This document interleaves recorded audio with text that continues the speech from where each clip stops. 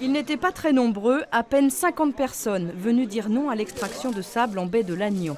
Mais elles tenaient à être là pour montrer que la lutte continue et surtout dénoncer ce qu'elles appellent une absurdité environnementale.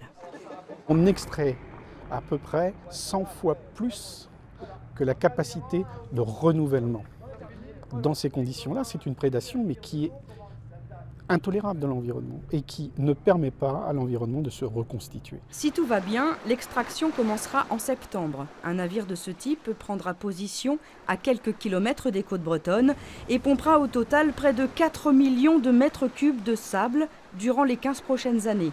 Les défenseurs de l'environnement multiplient les recours pour éviter cela.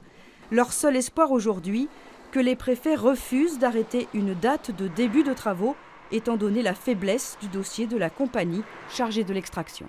Ils étaient quand même tenus de fournir des informations, ne serait-ce que d'un point de vue socio-économique, pour savoir qui vit là dans cette région, qui travaille là et qui pourrait être impacté. C'est un exemple. Ils devaient remettre aussi une feuille de route concernant des études pour faire une extraction plus au large. Parce que là, on est tellement près de la zone côtière que l'impact va être très important. Et cette étude n'a pas été faite. Ils ont carrément répondu qu'ils n'avaient pas les moyens. Une nouvelle réunion aura lieu le 4 juillet prochain pour savoir si, oui ou non, les travaux débuteront à la rentrée.